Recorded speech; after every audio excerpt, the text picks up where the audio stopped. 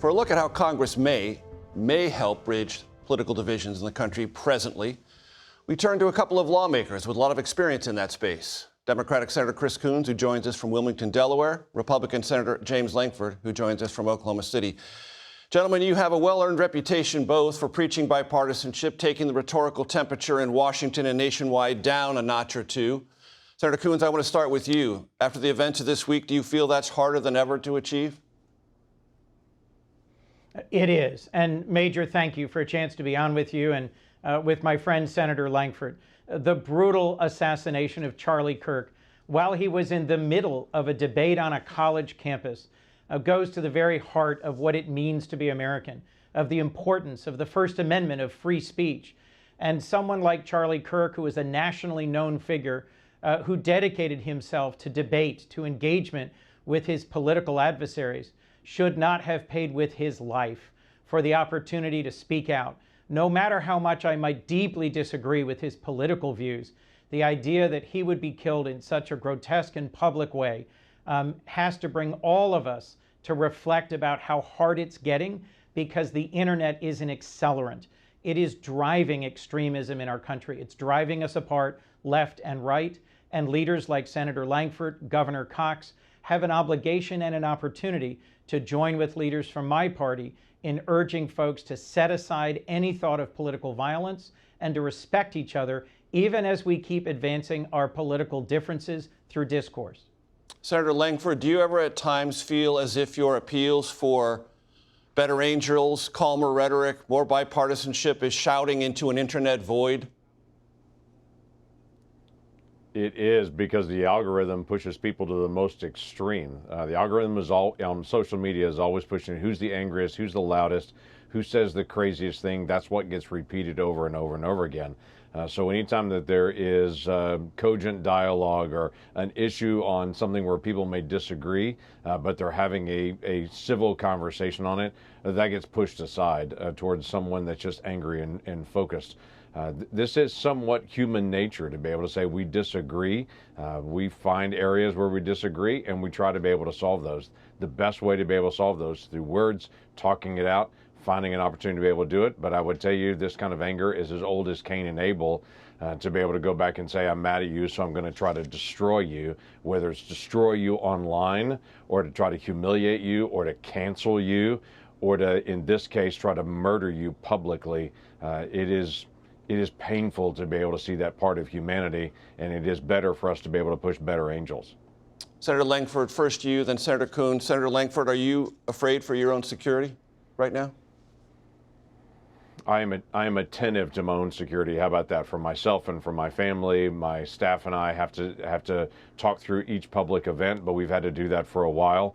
As you may know well, there have been 14,000 threats against members of Congress just this calendar year. This is not new, but it continues to be able to rise, as we've seen Democratic lawmakers in Minnesota in their own home have a home invasion to be murdered in their home, as we've seen a governor in Pennsylvania have his home set on fire. It's not just public events, it's also in our private spaces as well, that we're keenly aware that there are people that are irrational, that do irrational acts. Senator Coons? I agree that for all of us who serve in public life, whether it's leading a nonprofit or a church, teaching in a school, or being a public advocate, someone engaged in public debate as Charlie Kirk was, the risk is getting higher. And to have to worry about the safety of your own family if you step forward to serve as a judge, if you write editorials, if you lead a nonprofit, or if you serve in Congress or run for president, to have to worry not just about your own physical safety, but the safety of your spouse and children, I think weakens our ability to have good and robust debates, to have a well-led nation, and to demonstrate to the world that we're a nation committed to free speech, but where we reject political violence. So, of course, anyone in public life today is more concerned about the tragedy in Utah, about the incidents that Senator Lankford just referenced, the attempt to kidnap the governor of Michigan, to assault Speaker Pelosi's husband, the shooting of Steve Scalise, and the shootings at other members of Congress. The recent incidents have gotten worse and worse, and I think I know the reason. It's principally because the internet is fueling and accelerating those deep-seated inclinations towards violence and seeing others as enemies that James was referencing. And there are steps we can and should take in Congress to address that. The administration this weekend, as I'm sure you two are both aware, putting before Congress $58 billion in security for members of Congress, the judiciary and the like. Senator Coons, do you believe Congress will be disposed to agree to that? I hope that we will step up and invest more. I just hosted a bipartisan event last week on protecting state judges. And we had state judicial leaders from across the country, from Delaware and Texas and many other states, talk about harrowing incidents and tragic killings of members of the judiciary. I hope we will invest in securing our public life, because incidents like this tragedy in Utah, like the murder of Melissa and her husband Mark Hortman in Minnesota, frankly, fuel further anger in our country. And the ways in which folks are then taking the horrific images of these incidents and propagating them on the internet adds fuel to the fire. We can and should pass bills, as we just did. Senator Cruz and Senator Klobuchar worked together to pass, and President Trump signed into law, the Take It Down Act to remove some of the most harmful pornographic revenge porn images from the internet. And we have a bill right in front of us, the Kids Online Safety Act, that's broadly bipartisan, that we should pass to help reduce some of the risks and harms to our families and our country from the internet. Senator Lankford, I misspoke. That's $58 million, not $58 billion, but it's a substantial sum. Right. Yeah, it is a substantial sum. What was funny was I was going to actually correct you on that to let you know it's an M, not a B on that particular one, but it is something to be able to set aside and say, what are we doing? It's not. It is about the person and their family, but it's also about the title. It's about the task, because that person represents that state, that part of the nation, that particular task. My wife and I often talk about the fact that I have this title of senator for a season. Someone else had it before me. Someone else will have it after me. But while I have it, I'm a steward of that task and that responsibility. And so when we're talking about protecting judges and protecting individuals, it's not just their personal safety. It is really declaring to the nation that we believe that these tasks are hard, that there should be intense debate, that we have very different perspectives. Chris Coons and I are very close friends, but we have very different ideas on some things. But we have the ability to be able to represent our individual states and set of ideas, and to be able to talk those two things out, and to be able to bring things together and say, I know areas where we disagree. Where do we agree? How can we solve it? That is where we are at our best as Americans, is to say we don't oppress each other. We try to be able to find our common ground and to be able to move forward as we can. But as Chris has mentioned, the Online Kids Safety Act is a great piece of legislation to be able to protect our kids.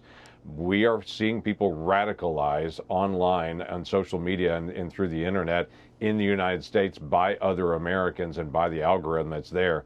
And I would tell you, as recently as just a couple of weeks ago, I was in a school in Oklahoma that now Oklahoma schools have banned all cell phones from bell to bell at school. You cannot have a cell phone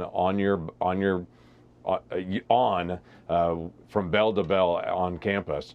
And the principals and the teachers all talk about how dramatically different the environment is on campus right now, because people are looking up, people are interacting, people are talking again. They're not just staring at their phone. They're not getting fed all this vitriol all day long. And so it changes the mood of everything just by looking at each other in the face and saying, let's see if we can work this out. Senator Lankford, I'm going to bring up something that's playing out through the country right now, and it's making all the things you and Senator Coons have talked about more difficult, which is people who have posted about Charlie Kirk have jobs and are being fired because what they've posted online has been viewed by their personnel directors or leaders as inappropriate. At any governmental level or in the private sector, are you comfortable having someone fired for an utterance about Charlie Kirk's death?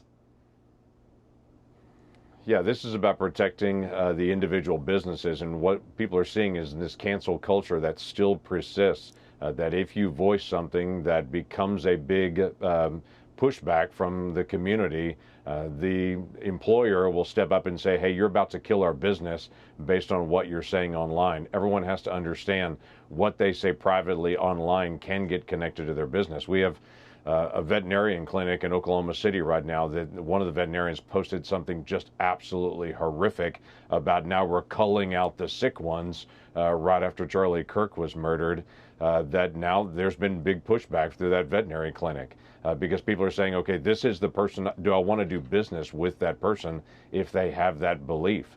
So this is part of the challenge that we have with social media and with employments. Employers are going to say, don't hurt our business based on the foolish things that you choose to say to be able to say online. Senator Coons, how about within the federal government? Well, the way James put it there, I think, is a good balance between it's okay to have codes of conduct to say to an employee, you shouldn't be speaking out on behalf of this company or this department of the federal government, where your role, for example, requires that you be trusted and that you not take partisan political positions. One of the challenges of the intersection of the line between social media and one's conduct on behalf of the government is that today we can see into your internal views. But it's not that new. So let's imagine that you're a career federal prosecutor or you're a judge. Historically, there have been clear rules against engaging in partisan politics while you're performing those functions. The internet just makes it easier for folks to police and punish those who make statements that are considered extreme or out of the mainstream. Cancel culture is a real challenge to us, to balancing free speech with positions of responsibility, and we have to find our way through this together in a way that offers some grace and humility while celebrating the free speech that is the foundation of our republic and urging people to think twice before they post things that are outrageous online.